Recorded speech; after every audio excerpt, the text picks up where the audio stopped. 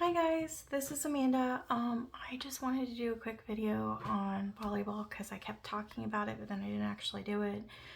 Give you an insight of how much travel volleyball might cost or budgeting for volleyball.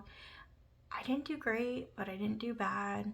I haven't figured out all the secrets. Some things definitely help, some things not as much. And then life events, of course, obviously as well. So this is what I made initially when I started the month of February, so we're just ending it. I have not made one for March. I have not even thought about it yet, which is kind of bad, but I'll figure it out. I don't even know where to start because we don't have any overnight stays from what I remember, so I need to recheck the calendar. So mainly it might just be budgeting for like eating out if we have a long day at a tournament, things like that. So to be continued. I will include some videos as well, just to show you some of our trips. I'm going to try not to show too much face pictures out of respect for my daughter. She is 18. She could care less, especially since I have like 0 followers right now. Oh, no, I lied. I have a couple. Hi, guys. But she would be okay with it. So, but I just want to show some and then make sure that I don't add too many other people that were at the public event. The event was fine. I really like being able to travel with her. It's like one last hurrah before she's like an official adult and out of high school. So it's really giving us some bonding time. This is our first like real true travel team. She has been in club volleyball since the age of 12. She's been in a couple different clubs. The last club she was at was a good club. It was very competitive. But with competitiveness gets very nasty, snarkiness, and where we live, I heard Texas is worse, but where we live, there's just so many great competitors, and she either wasn't tall enough or wasn't fast enough, and it just really started to wear her down. So when that happened, I told her it was totally up to her what she wanted to do, and so her junior year, the beginning of her junior, where she walked away from it. She was done. Then this event came up where there was a new club starting. They didn't have enough people in it, so I brought it up to her because one of the other volleyball moms brought it up because her daughter was going to it, and I said, this is an opportunity where you can just play, which is all you've really wanted to do, is be able to play. And so far she's really liking it. I think she's glad we didn't travel as much as we wanted to. I definitely am glad we didn't travel as much as we wanted to. It saved me bukus of money because you're not just playing for the club. I mean, again, this was cheaper and not as severe as some of the bigger clubs that we've been at. But I mean, even starting off, it was about $6,000 just to club and to travel. And then you have to think about hotel fees, gas. And so this is what this is. This is letting you know what my plan was for February, how well I did, how well I didn't do, things like that. So I did plan as far as income to put towards the volleyball. I worked 2 extra shifts, which gave me $800. And then Adam got a school check, but we weren't able to put that towards it because other things happened we had to pay off.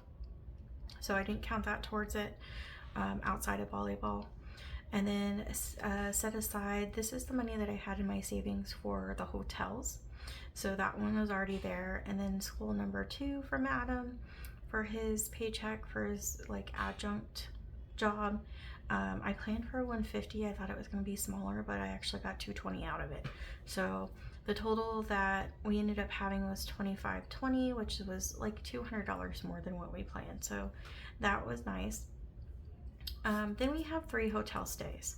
So hotel 1 was only a little bit less than what I planned. Hotel number 2 was supposed to be $591.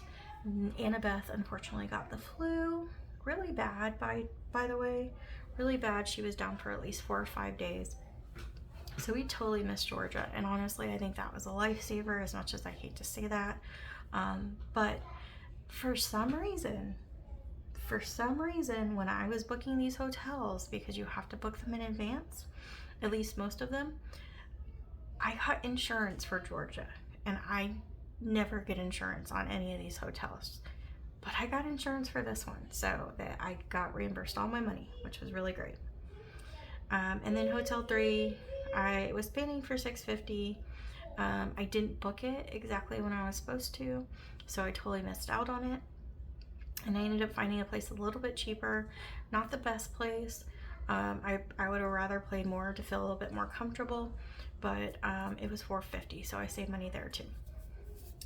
And then as far as miscellaneous stuff, next time I'll try to be a little bit more specific about where stuff went.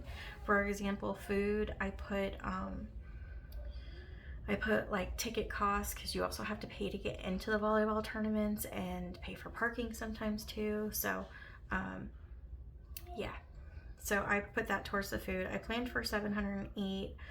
With the tickets and everything, it was only $494, so that was fantastic as well. Gas, I planned for $300, and we only spent $130 and 5 cents. And again, I think the reason behind both of those lower costs was because we didn't go to Georgia. So it was kind of a blessing in disguise, as much as I hate to say that. The one thing that I was not planning on, which was a eye-opener, was parking. And I just spelled that with a K, and I can't unsee that. I think I had a stroke while I was in Clearwater this past weekend. All right, so parking, I did not plan for it, which is why the dash is there. I added it later on, but I paid $56 for parking. There is one person, one volleyball mom, that paid $50 for one parking. And this was a multiple, like 3 different parking experiences. So I don't know how you guys do it in the bigger cities, because the idea of paying for parking just to be able to go do stuff you need to do is like blew my mind. I am not a city girl. But anyways, it ended up being $680, so I still ended up saving some money. Was left over $899. Now, something that I did not explain, let's see if I have it, and pardon my chicken scratch. So the $1,500, like I said, was set aside for the hotels. $488 was the first hotel.